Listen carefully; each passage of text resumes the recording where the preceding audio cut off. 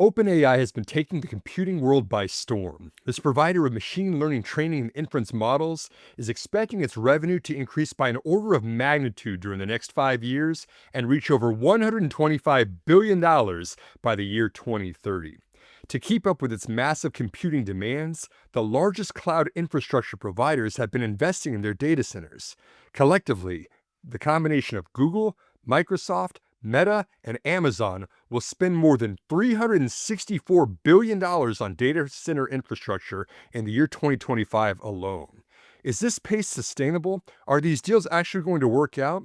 What's in the future for OpenAI? We discussed all of those questions on our most recent 7 Investing subscriber call, which we're sharing for you free here on YouTube.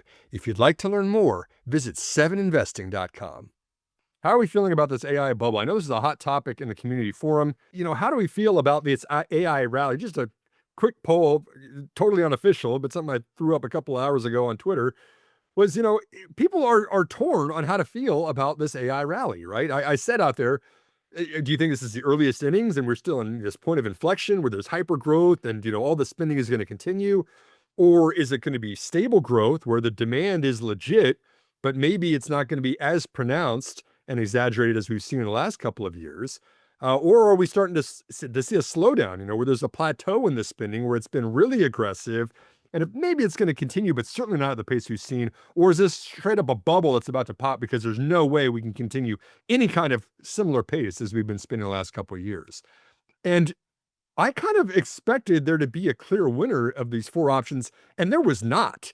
I think this just shows, in this totally unofficial poll, which we blew this up and asked 1 million people across America, we might get a similar reaction where some people are convinced this is an AI bubble that's about to pop, and others people are screaming, this is the earliest inning, Simon. And so let's dig a couple layers into this and see, with this feeling being, a hung jury and a split opinion about where the AI rally is growing. Let's look at what is fueling this, right? You've got companies like OpenAI out there, which has got 700 million free monthly users right now, and about 6 million paying monthly users who are paying mostly on the pro plan of $200 a month, mostly enterprise people. OpenAI has got a very aggressive forward trajectory of projections, right? These are the hockey sticks you got used to seeing in SPACs when we had the, everyone was going out there and raising money, and kind of you put at a point of inflection like this because you wanted to raise a lot of money. But look at the kind of the projections of what they think their revenue is going to look like. We're at maybe $15-20 billion of annual recurring revenue today here in 2025. This says 13 billion. It's actually up a little higher than that as of the most recent quarter. But look at that, doubling in 2026, doubling again in 2027, and reaching over $125 billion top line in 2029. And a lot of this will become from ChatGPT, which of course you can have the paying plan, but that's going to have a limited number of users who are going to choose to pay $200 a month for this. A lot of analysts are suggesting that there's going to be advertising embedded into the free version of those 700 million free users, just like what we saw on Facebook, just like what we saw with Google, where it's an ad-supported model, where it's still going to be juice the top line and get as many monthly actives as you possibly can, and that's going to be subsidized by advertising. 2 things. One, OpenAI today is losing $2 for every $1 in revenue that it makes. It's got a net cash cost when you consider its operating expenses and its capital expenses. It's losing $2 for every dollar that it's making in terms of revenue. So it's going to have to figure out the equation, or it's just going to be losing a lot of money in the next couple of years. And 2, if we do flip the switch and turn this on to be advertising supporting, what is advertising? Advertising, 70% of GDP in this country is consumer discretionary spend. It's the companies that are selling you sweaters and TVs and consumer goods and toothbrushes and things like that. And this is why I've been kind of pounding the table on consumer discretionary, which is out of favor this year. Right? The companies like Kava, the companies like Crocs, they're selling for historically cheap valuations. But even if AI is going to flip the switch, where it's going to become profitable and justify all of these hefty CapEx expenses, it's going to have to rely on us as the consumers to fund this and get the ROI for it. So I think that there's going to need to be more and more AI-based marketing that is going to result in an ROI for consumer discretionary companies.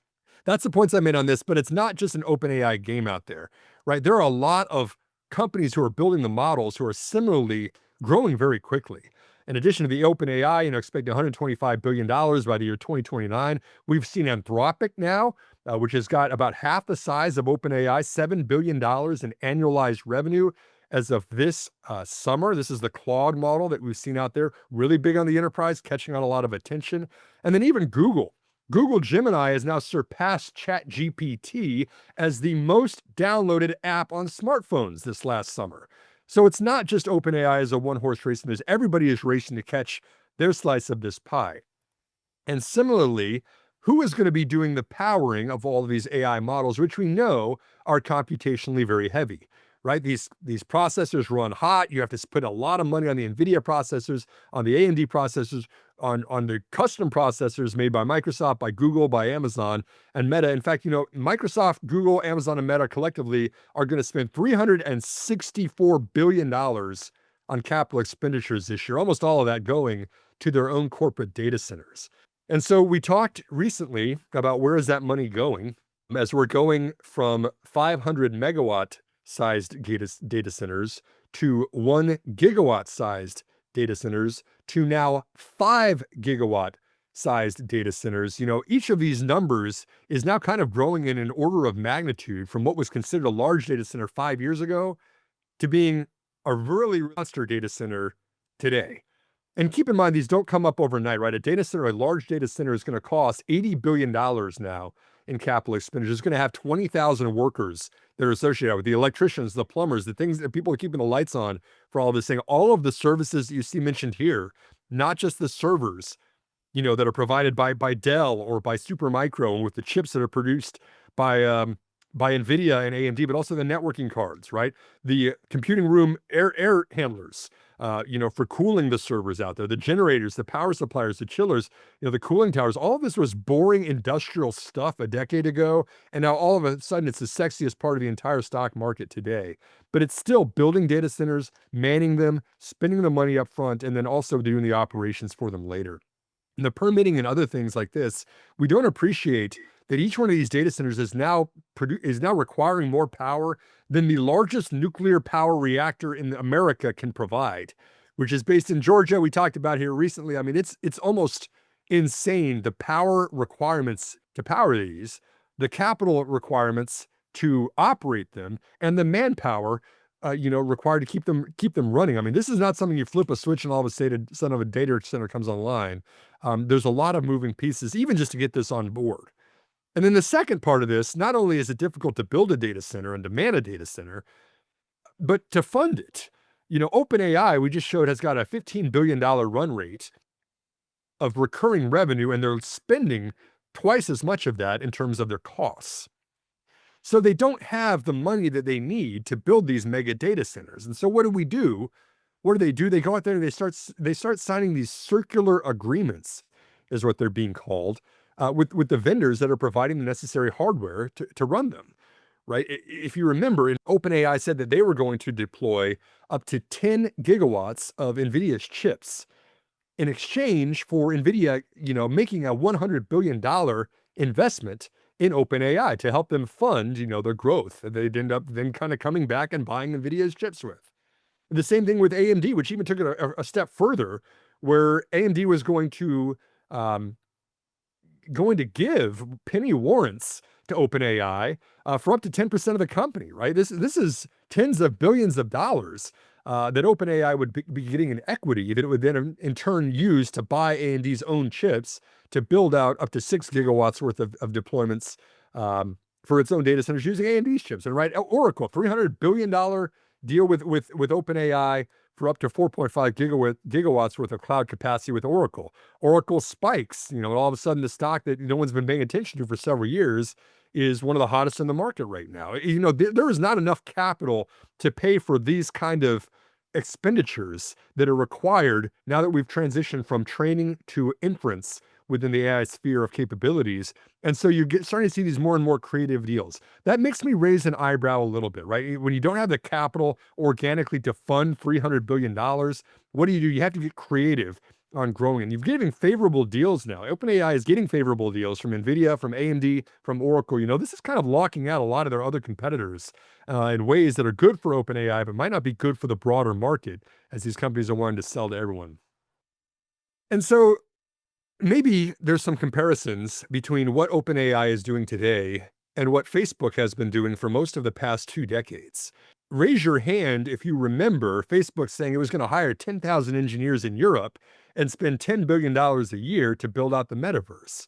That was 4 years ago, almost 5 years ago, and it seems like we're still stuck. There is revenue being generated from the metaverse, but it certainly has not been to the extent that it was promoting, where everyone was going to be living in VR world. And Zuckerberg, has spent fortunes on the metaverse over the year.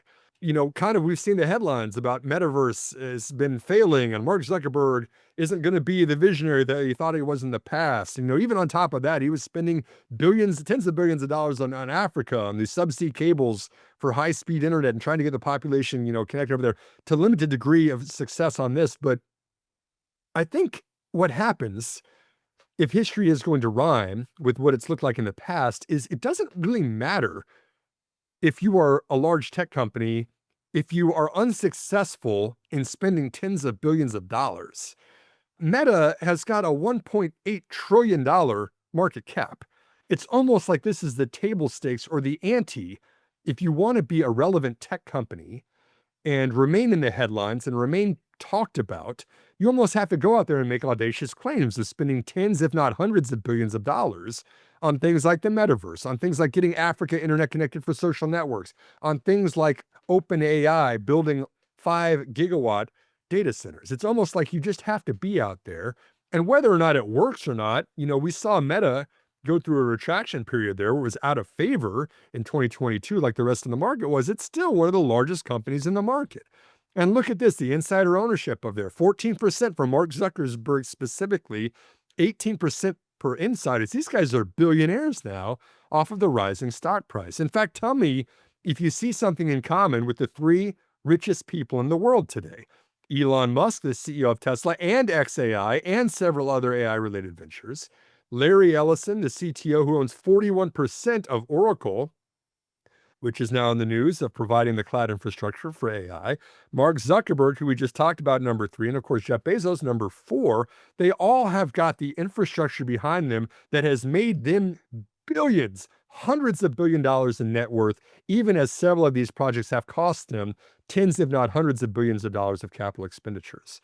So keep an eye on this. This is very curious that the disconnect between the financial fortunes being made by Musk, Ellison, and Zuckerberg are not likely to repeat with the innovator of OpenAI.